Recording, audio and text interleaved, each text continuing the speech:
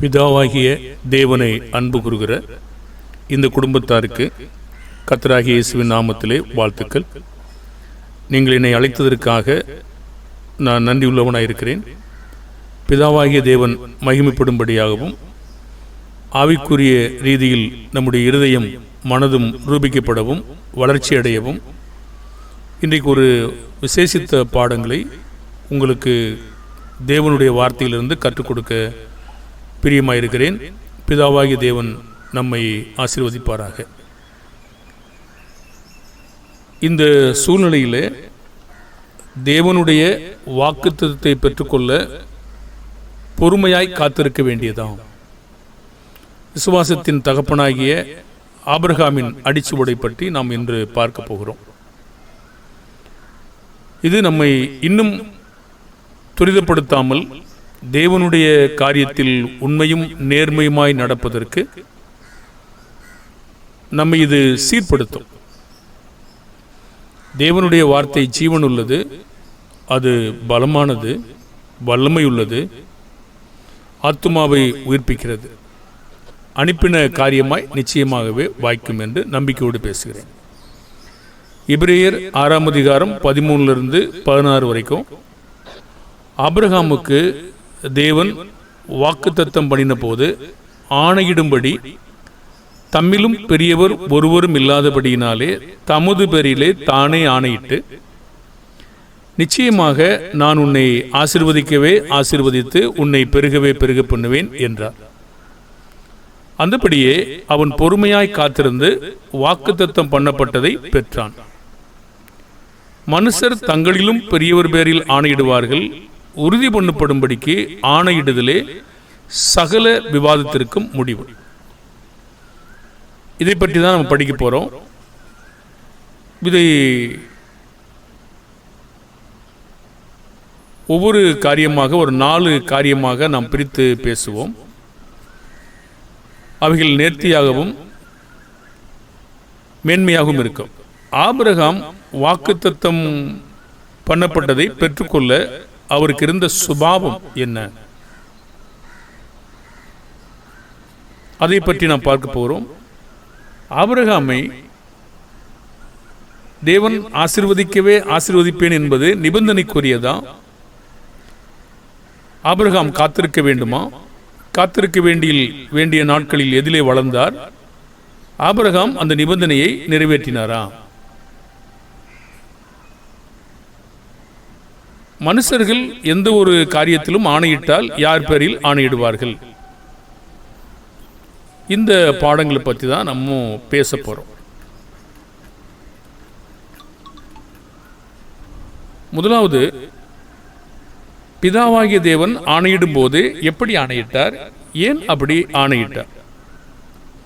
ஆபிரகாமுக்கு வாக்குத்தத்தம் செய்கிறார், தம்மிலும் பெரியவர் ஒருவரும் இல்லாதபடியினாலே தமது பேரிலே தானே ஆணையிட்டு.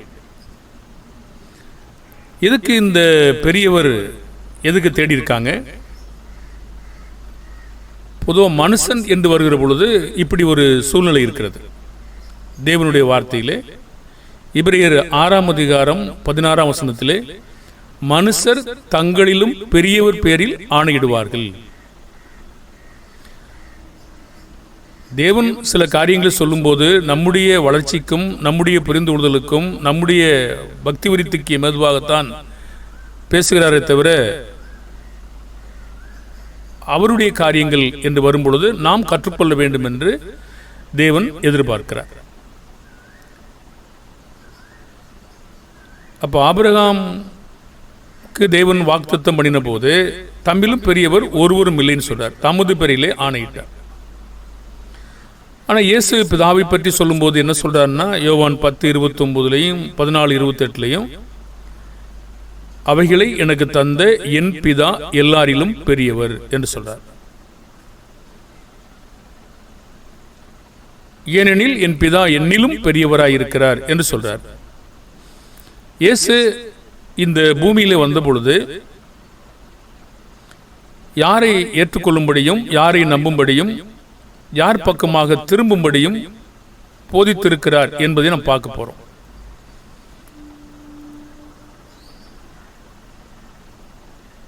1 கொரிந்தியர் 13:11 நான் குழந்தையாக இருந்தபோது குழந்தையைப் போல பேசினேன், குழந்தையைப் போல சிந்தித்தேன், குழந்தையைப் போல யோசித்தேன். நான் புருஷனான போதோ குழந்தைகளுக்கு ஏற்றவைகளை ஒழித்து விட்டேன். ஞாயிறு பிள்ளைகளை பார்க்குறீங்க, ஆரம்ப நிலை சபை விசுவாசிகளை பார்க்குறோம். கல்யாணத்திற்காக, கல்லறைக்காக, ஒரு பெரிய கட்டடங்களுக்காக, மனித தோற்றத்தில் பார்க்கிற பார்வைக்காக, ஞாயிறு பிள்ளைகள் சாக்லேட் அல்லது பிஸ்கெட்டுக்காக, அல்லது சபையார் சில உதவிகளுக்காக இந்த மாதிரி சார்ந்திருக்கிறாங்க. இதெல்லாம் தவறு என்பதை விட, குற்றம் என்பதை விட, குழந்தையாக இருந்தபடினால நாம் இதை சம்மந்தப்படுத்துகிறோம். குழந்தையாக இருக்கிற போது நமக்கு அதெல்லாம் பொதுவான அறிவு நமக்கு இல்லை. எதை நம்பணும் அப்படின்னு நமக்கு தெரியாது. பிறகு நம்ம அது மாதிரி தான் சிந்திக்கிறோம், சரின்னு நினைக்கிறோம். புருஷன் அதாவது வளர்ச்சி நிலை அடைந்த பிற்பாடு இந்த குழந்தைத்தனமான காரியங்கள்லாம் ஒழித்து விடணும். அதுக்கு முன்னாடி நம்ம மனுஷங்களை நம்பி இருக்கலாம், கட்டடங்கள் நம்பி இருக்கலாம், அல்லது உதவியை நம்பி இருக்கலாம், அல்லது உணவை நம்பி இருக்கலாம், எது வேணா நம்பி இருக்கலாம் பாருங்க. ஆனால் இப்போ நம்ம அதை புரிஞ்சுக்கிட்டோம். புரிந்து கொண்ட பிற்பாடு இது தவறான நம்பிக்கையாக இருக்கிறது, இது எனக்கு தேவன்கிட்ட பலனை தராது என்பதை நாம் முதலாவது புரிஞ்சுக்கணும். கேள்வி என்னவென்றால், ஒரு உயர்வான மேன்மையான மதிப்புமிக்க நம்பிக்கைக்கு மாறாக நம்புவதை, அதற்கு எதிராக நம்புவதை மிக நேர்மையாக, விசுவாசத்தோடு, தைரியமாக கூட்டி வழங்குவதை பற்றி சிறிது நேரமாக இயேசு என்ன போதித்தார் என்பதை நாம் பார்க்க போறோம். ஒவ்வொரு நம்பிக்கைக்கும் மாற்று நம்பிக்கையாக பிதாவின் போதனை என்ன என்பதையும் நாம் பார்க்க போறோம். இந்த கேள்வி உங்களுக்கு விளங்கும் நினைக்கிறேன். அதாவது மதிப்புமிக்க நம்பிக்கை இருக்கிறது, உயர்வான மேன்மையான நம்பிக்கை இருக்கிறது. அதற்கு மாறாக நம்ம எதெல்லாம் நம்பியிருந்தோமோ அதை நம்ம கைவிட்டுட்டு விசுவாசத்தோடு தைரியமாக கூட்டி வழங்குவதை பற்றி தான் நம்ம பேச போறோம். யூதர்கள் நம்பினது, சமாரியா ஸ்திரீ நம்பினது, இல்லை வேறுபாடை இயேசு எப்படி பிரித்து காட்டுறாரு அப்படிங்கிறதையும் நம்ம காண போறோம். உதாரணமாக முதலாவது ஒரு ஸ்திரீயை பற்றி நம்ம பார்க்கலாம். யோவான் 4:10 சமாரிய ஸ்திரீயினுடைய முந்தின நம்பிக்கையும் பிந்தின நம்பிக்கையின் வேறுபாடு, எது மேன்மையானது, எது தேவைப்படுது, எது நித்தியமானது என்பதை இயேசு கற்றுக் கொடுக்க அவளுக்கு விரும்புகிறார். யோவான் 4:10 இயேசு அவளுக்கு பிரதியுத்தரமாக, நீ தேவனுடைய ஈவையும் தாகத்துக்கு தாய் என்று உன்னிடத்தில் கேட்கிறவர் இன்னார் என்பதையும் அறிந்திருந்தாயானால் நீயே அவரிடத்தில் கேட்டிருப்பாய், அவர் உனக்கு ஜீவத்த நீரை கொடுத்திருப்பார் என்றார். அப்ப கண்டிப்பா அவ இந்த காரியத்தை குறித்து அறிந்திருக்கவில்லை என்று நிச்சயமாகவே தெரிகிறது. பாருங்க, சிலர் பேசுகிறது, செய்கிறது, நம்ம அதுக்கு வருத்தப்பட வேண்டிய பெருசா அவசியம் இல்லை. ஏன்னா அவங்க அறிந்திருப்பாங்கன்னா அதை செய்யவே மாட்டாங்க, உணர்ந்திருப்பாங்கன்னா அதை செய்யவும் மாட்டாங்க, ஏற்றுக்கொள்வாங்க கண்டிப்பா. அந்த அறிவை கொடுப்பதான் நம்முடைய வேலை. அதுக்கு தாமதமாகலாம். ஏற்றுக்கொள்வதற்கு அவங்க இருதயத்தை திறக்கும் போது தான் தேவன் வேலை செய்வார். இதெல்லாம் கூட நம்ம காத்திருக்க வேண்டிய அவசியம் இருக்கிறது. விசுவாசம் உள்ள பிள்ளைகள் தேவனுடைய வாக்குத்தத்தங்களுக்காக காத்திருக்கணும். மக்கள் மனம் திரும்புவதற்காக போதிக்கிறவங்களும் காத்திருக்கணும். இயேசு காத்திருந்தார். ஒரு விவசாயி தன்னுடைய விவசாயத்திற்காக காத்திருக்கவும் செய்கிறார். அப்படியானால் இந்த காட்சிகள்லாம் சரியாதான் பொருந்துகிறது. அப்ப இந்த ஸ்திரீயினுடைய நம்பிக்கையும் பிந்தின நம்பிக்கையினுடைய வேறுபாடு என்பதை இயேசு எப்படி கற்றுக் கொடுக்க விரும்புகிறார் என்று பாருங்க. அவள் உணர்ந்து கொண்டாலும் உணர்ந்து கொள்ளையோ இயேசு அவளுக்கு சொல்றார்.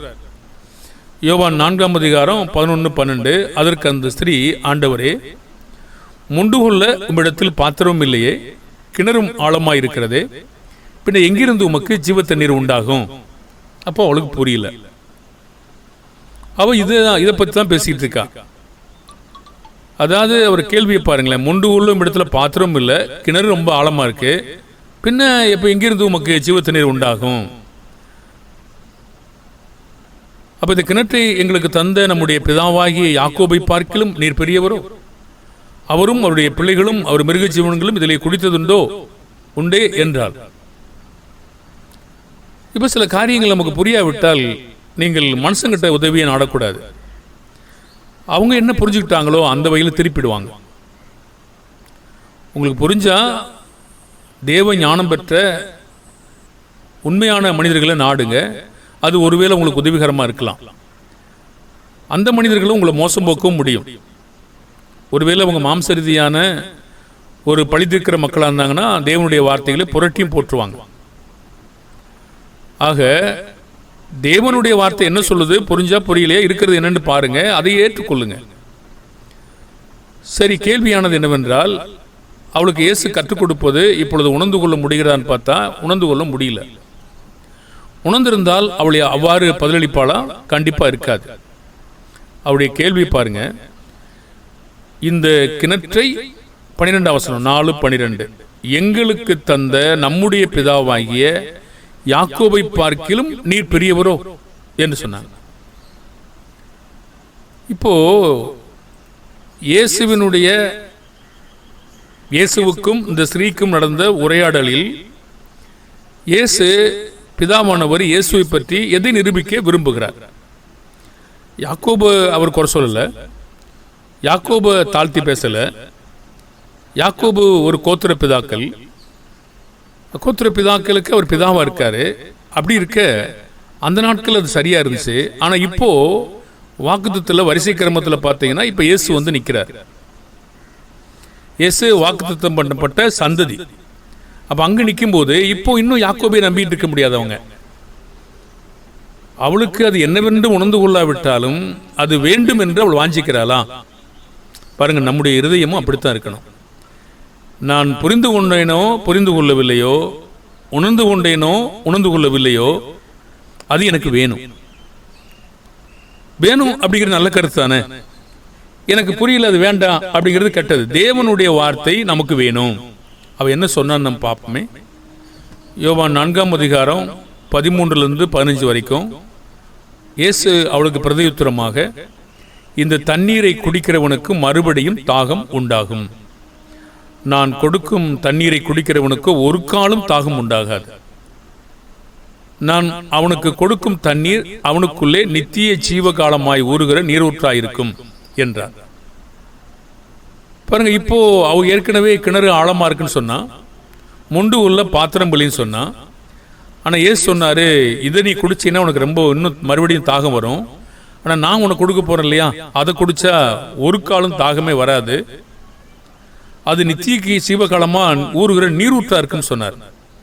பாருங்க, தேவனுடைய வார்த்தையை ஒருத்தர் ஏற்றுக்கொண்டாங்கன்னா அதிகமா ஞானத்துல இன்னும் பெருகி வளர்ந்துகிட்டே இருப்பாங்க. உள்ளும் புறமும் மேய்ச்சல் அங்கே இருந்துகிட்டே இருக்கும். அப்போ அது பயங்கரமான பலமான வேலைகளை செய்யும், பிரித்து பார்க்கும் எல்லாத்தையும். உடனே சரி, அப்போ ஆண்டவரே அது எனக்கு ஒன்றும் புரியல, வேணாம் அப்படின்னு போயிட்டாலா? புரியுதோ புரியலையோ, அவருக்கு என்ன வேணும்? அந்த தண்ணி வேணும்.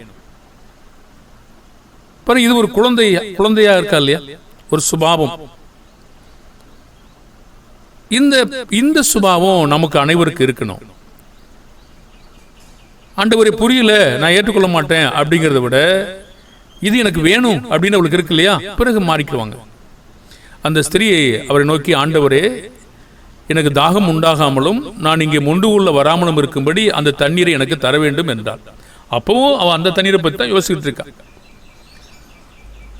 பிறகு போய் அவ தீர்க்கதரிசின்னு சொல்லி சில காட்சிகள் மூலமா சொல்லி கூட்டிட்டு வந்துட்டா. பாருங்க, இந்த உரையாடல் வெறுமையா போகல, அநேக உரையாடல் வெறுமையாகவும் போனது. நம்ம நம்பிக்கிட்டு இருக்கிற நம்பிக்கை சரியானதா இருக்குமானால் ஒருபோதும் வெறுமையா போகாது. ஆனா ஏற்றுக்கொள்ற மனங்கள் சரியா இல்லைன்னா அது வெறுமையாகவும் அந்த வேலை போயிடும். வார்த்தை வெறுமையா போகல, அவங்க வெறுமையா போயிட்டு வாங்க. முதல் கருத்துல யாக்கோபின் நம்பிக்கையை பார்க்கலும் பிதாவானவர் இயேசுவின் மேல் நம்பிக்கை கொள்ளும்படியான ஒரு சாட்சியை அங்கே கொடுத்து கொண்டிருக்கிறார். இப்போ ஒரு நாள் யாக்கோபு சரி, இப்போ யாக்கோபு சரியில்லை அப்படின்னு அவர் சொல்லல. இது அந்த நாள்ல இல்லை, இப்போ சொல்லப்பட்ட வாக்குத்தத்தின் சந்ததி இயேசு இருக்காரு, இவர் தான் நம்பணுங்கிறது பிதா சாட்சி கொடுக்கிறார். இன்னும் சில நம்பிக்கைகளை நம்ம பார்ப்போம். இங்கே ஒரு நல்ல விதமாக நடந்திருக்கிறத நம்ம பார்க்க முடியுது. யூதர்கள் தங்களுடைய நம்பிக்கையை மாற்றும்படி யாரை காண முடியாம கண்கள் மறைக்கப்பட்டிருந்துச்சு. ஆபிரகாமுக்கு முன்னே இருக்கிறவரை அவர்கள் ஏன் காண முடியாம போயிட்டாங்க? பாருங்க, அந்த காட்சியை நம்ம ஒரே லைன்ல தான் கொண்டு போறோம். இவளுடைய நம்பிக்கை யாக்கோபை பற்றி, அவங்களுடைய நம்பிக்கை ஆபிரகாமை பற்றி. ஆபிரகாம தேவாலயம், ஓய்வு நாள், தேவாலயத்தில் இருக்கிற பொண்ணு, பலிபீடத்தில் இருக்கிற பொருள், இது மாதிரி ஒரு தோற்றங்களையே நம்பிட்டு இருந்தாங்க. எது காரண காரியமோ அதை அவங்க செய்யல. அதுக்காக பிதாவானவர் எது முக்கியமோ அதை நாடும்படி அவங்களை வலியுறுத்தினார். இப்படி நம்முடைய நம்பிக்கை கூட தவறா இருக்கலாம் இல்லையா? பாருங்க, அங்க இருக்கிற நபர்கள் தவறே இல்லை, ஆலயமும் தவறு இல்லை, ஓய்வு நாளும் தவறு இல்லை, பலிபீடமும் தவறு இல்லை, பொண்ணும் தவறு இல்லை. ஆனா என்னுடைய நம்பிக்கை எது சரியோ அதை விட்டுட்டு எது அதுக்கு அதனால் ஆகுதோ அதை போய் நம்பிட்டு இருந்தேன்னா எது சரி? ஆபிரகாம் ரைட்டு நம்புறது சரி, ஆபிரகாமுடைய கிரியை எங்க? அப்ப எது முக்கியமோ எது முதன்மையோ அதை காண முடியல உங்களால. சரி, பின்னாக அதை விரிவா நம்ம பேசுவோம். அப்ப யூதர்கள் தங்கள் நம்பிக்கையை மாற்றும்படி யாரை காண முடியாம அவங்க கண்கள் மறைக்கப்பட்டிருந்தது. ஆபிரகாமுக்கு முன்னே இருக்கிறவரை அவங்க ஏன் காண முடியல? 8ஆம் அதிகாரம் யோவான் 53வது வசனம், எங்கள் பிதாவாகிய ஆபிரகாமிலும் நீர் பெரியவனோ. அவர் மறித்துட்டாரு, தீர்க்கதரிசிகள் கூட மறிச்சிட்டாங்களே, உன்னை நீ எப்படிப்பட்டவனாக்குறான்னு சொன்னாங்க. அவங்களுக்கு புரிஞ்சிருக்கா? புரியல. பிதா சரியா சொல்றாரா? சரியா சொல்றாரு. இப்போ யாரு இவங்களுக்கு என்ன தேவையோ அதை கொடுக்க பிதாவானவர் இயேசு அனுப்பியிருக்காரு. அவங்களுக்கு எது தேவை இல்லையோ அதை பிடிச்சுக்கிட்டு எது தேவை இருக்கிறதோ அதை நிராகரிக்கிறாங்க. அவர்கள் யாரை பெரிதும் உயர்வு என்று நம்புகிறார்களோ அதை மாற்றும்படி இயேசு என்ன போதித்தார்? அது சரியா சரியில்லையா? இயேசு போதித்தாரா பிதா போதித்தாரா? 58ஆம் வசனம், யோவான் 8:58. அதற்கு இயேசு, ஆபிரகாம் உண்டாகிறதுக்கு முன்னே நான் இருக்கிறேன் என்று மெய்யாகவே மெய்யாகவே உங்களுக்கு சொல்லுகிறேன். அவங்க கேட்கிறாங்க, நீ ஆபிரகாமிலும் பெரியவனா? தீர்க்கதரிசி கூட செத்து போயிட்டாங்களே, ஆபிரகாம் மரிச்சு போயிட்டாருன்னு சொன்னா, இவர் சொல்றாரு இன்னும் கூடுதலாக ஆபிரகாம் உண்டாகிறதுக்கு முன்னே இருக்கிறேன்னு சொல்றாரு. இவங்களுக்கு நெஞ்சு கொதிச்சு போச்சு. அப்படிங்க இல்ல, ஆனா கல் எடுத்தாங்க இல்லையா, அதுல இருந்து புரியுது என்ன கொதிச்சு போச்சுன்னு. பாருங்க, இவங்களுக்கு புரியுதோ புரியலையோ அவர் என்ன சொல்றாங்களோ அதை அவர் ஏற்றுக்கொள்றதுக்கு அவங்க மறுக்கிறாங்க. இயேசுவானவர் பிதாவானவர் சாட்சி கொடுக்கிறார் இயேசுவை பற்றி. இயேசுவை அவங்க ஏற்றுக்கொள்ளும்படி அங்கு வலியுறுத்தப்படுகிறது, அன்போடு கேட்கப்படுகிறது, அவங்க உணர்ந்து கொள்வதற்காக போதிக்கப்படுகிறது. பாருங்க, இந்த பதிலளிக்கும் பேச்சில் யார் யாரை உயர்வாக கருதப்பட வேண்டும் என்று பேசப்படுகிறதா? அதை உணர்ந்து கொள்ளாவிட்டாலும் அவங்க விசுவாசிக்கணுமா? ஆபிரகாம் பார்த்தது இவங்களுக்கு என்ன தெரியும்? இயேசுவுக்கு தெரியும். என்னுடைய நாளை கண்டு கலிகூர்ந்தான் சொல்றார். அன்பான தேவனுடைய பிள்ளைகளே, தேவனுடைய வார்த்தையின் அர்த்தம் என்னவென்று நீங்கள் கேட்கும்போது உணர்ந்து கொண்ட தேவ ஞானத்தை பெற்ற மனுஷங்கிட்ட பேசுறீங்களா? உங்களை தவறான வழியில திசையில மாத்திர மக்கள்கிட்ட பேசுறீங்களா? அல்லது உங்களை கெடுக்கிறவங்ககிட்ட நீங்க பேசுறீங்களா? அது நீங்க யாரா கூட இருக்கலாங்க. உங்க வீட்டாரா இருக்கலாம், உங்க கணவனா இருக்கலாம், மனைவியா இருக்கலாம், உங்களுக்கு போதிக்கிற மூப்பர்களா இருக்கலாம், போதகரா இருக்கலாம், யார் வேணாலும் வைத்துக் கொள்ளுங்க. டீச்சர்ஸா கூட இருக்கலாம். அவங்க தேவனுடைய வார்த்தையிலிருந்து இந்த வார்த்தைகளை விளக்குறாங்களா, இல்லை நான் புரிஞ்சுக்கிட்டதை உங்களுக்கு சொல்றாங்களா? நான் இப்படி புரிஞ்சுக்கிட்டேன், இது இப்படித்தான் அப்படி நினைக்கிறீங்களா? அவங்க புரிந்து கொள்ளுதல் உங்களுக்கு எதுக்குங்க? தேவனுடைய உணர்ந்து கொள்ளுதல் நாமோ எனக்கு ஒன்றும் புரியல. இயேசு ஆபிரகாமுடைய நாளை கண்டு கலிகூர்ந்தேன்னு சொல்றாரு, நான் நம்புறேன், அவ்வளவுதான்.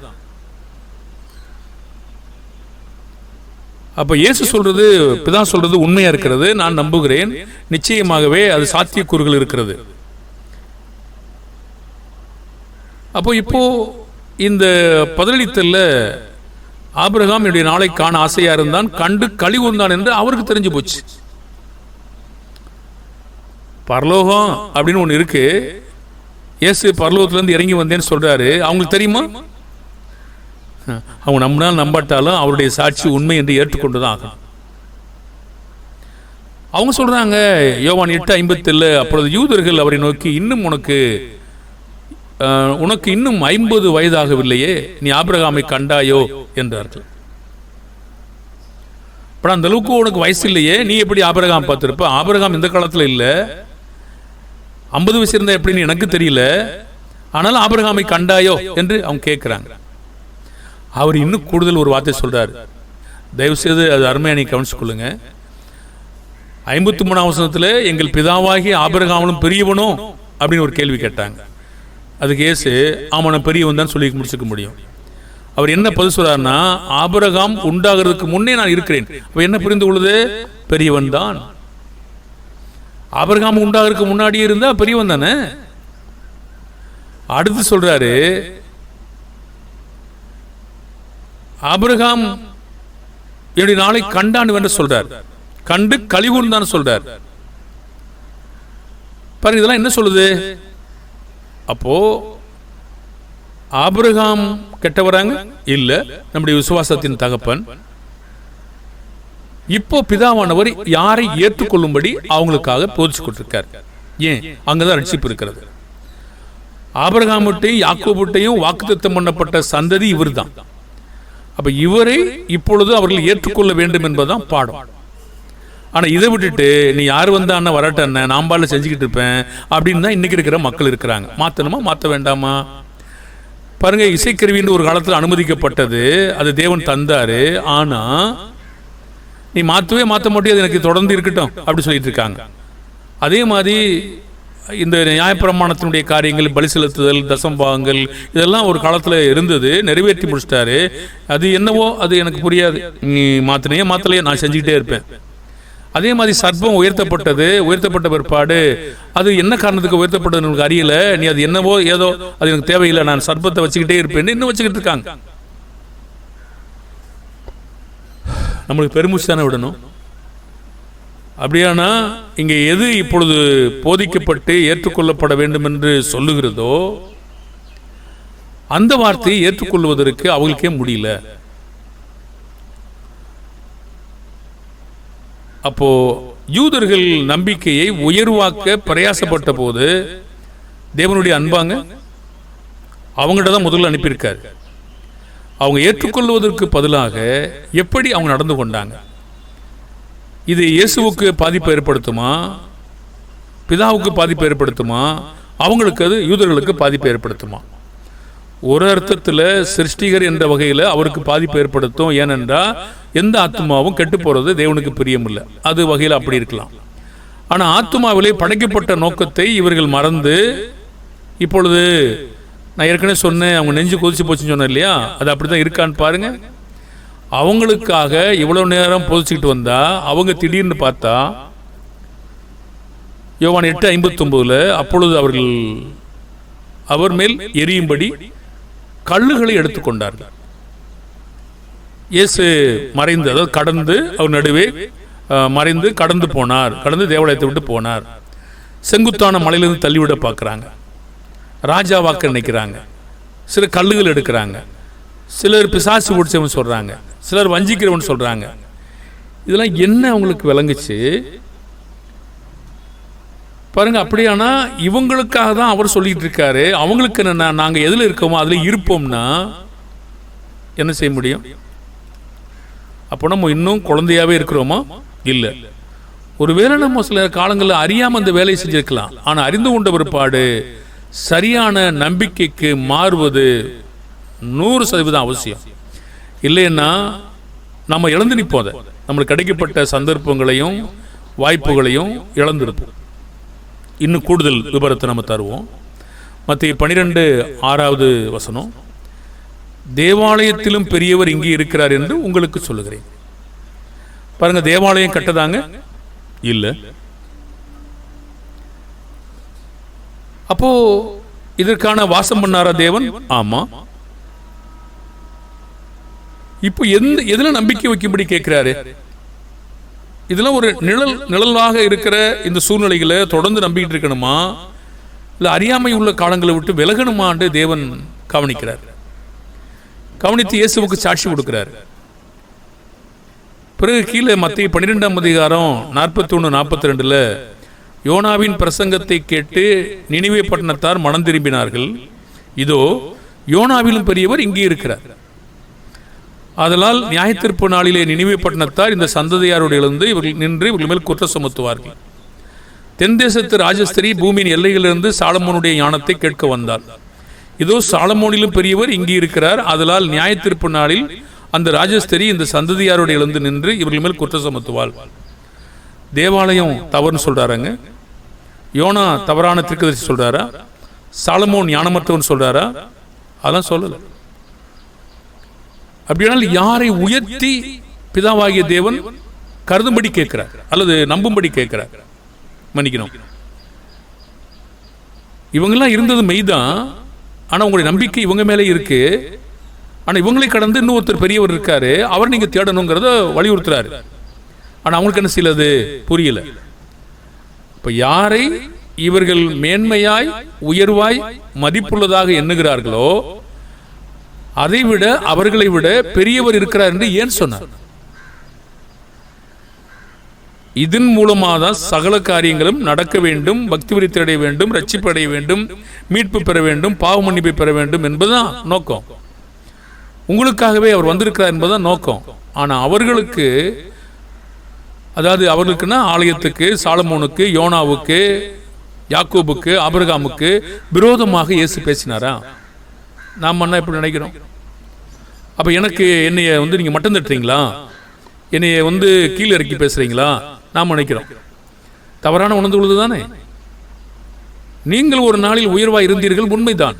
ஆனால் நம்பிக்கை தவறா இருந்தபடியினாலே இப்பொழுது மாற்ற வேண்டிய அவசியம் இருக்கிறது. பாருங்க, இப்போதான் அந்த நம்பிக்கை தவறு, அப்போ நம்பிக்கை தவறு இல்லை.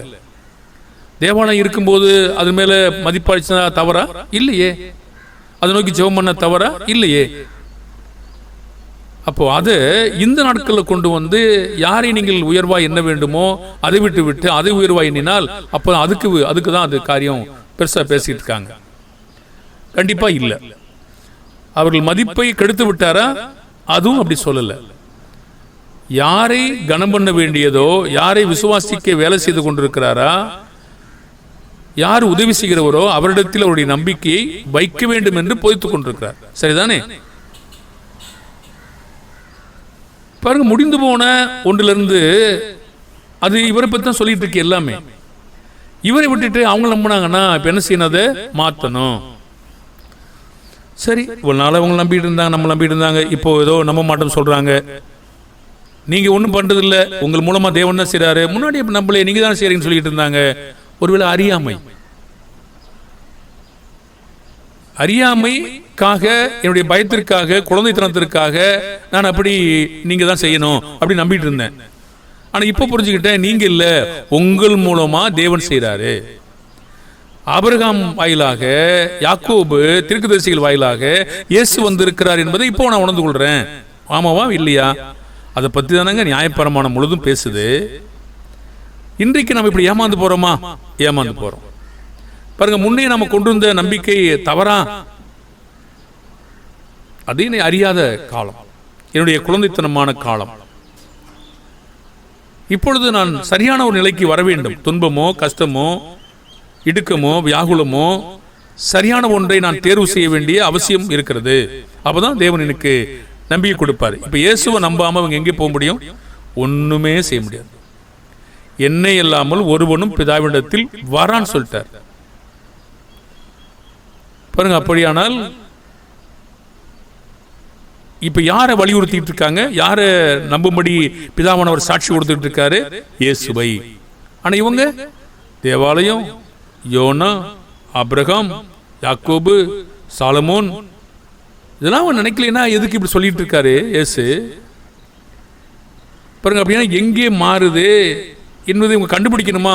அப்போ மாற்றம் எப்படி நடக்குதுன்னு எப்படி கண்டுபிடிக்கணும்? அதற்கான காலம் வந்தது என்பதை அவர்கள் காண கண்கள் வேண்டும். ஏன் காண முடியல? ஒரு கேள்வி கேட்டோம். ஏன் அந்த காண முடியாம மறைஞ்சிச்சு? நான் அங்கேயே நிற்கிறேன். எதையுமே சொல்லப்பட்டதை எது ஒன்றுமே நான் கருதலை. எவ்வளவு பிரசங்கம் கேட்குறேன், இந்த பிரசங்கத்துடைய கருத்தை நான் உணர்ந்து கொள்ளலை. பாருங்க, அப்போ இயேசு இங்கே வந்து நிற்கிறாரு, அவரை பார்க்க முடியல. எனக்கு முன்னே என்ன இருந்ததோ அதை நிற்குது, எப்படி காண முடியும்? கண்டிப்பாக குருடாதான் ஆகும். அப்போ முக்கியமானது, முதன்மையானது, முதலாவது எதை காண வேண்டும் என்று இயேசு விரும்புகிறாராங்க, இல்லை காணக்கூடாது விரும்புகிறாரா? கத்திஸ்தமானால் அந்த பகுதியை இன்னும் தொடர்ந்து நாம் முடிக்கல. அடுத்த பாடத்தில் நாம் பேசுவோம். பிதாவாகி தேவன் நமக்கு உணர்ந்து கொள்வதை தருவாராக, இருதயத்தை திறப்பாராக, நமக்கு அறிந்து கொள்வதற்கு வாஞ்சையும் பசிதாகத்தையும் தருவாராக.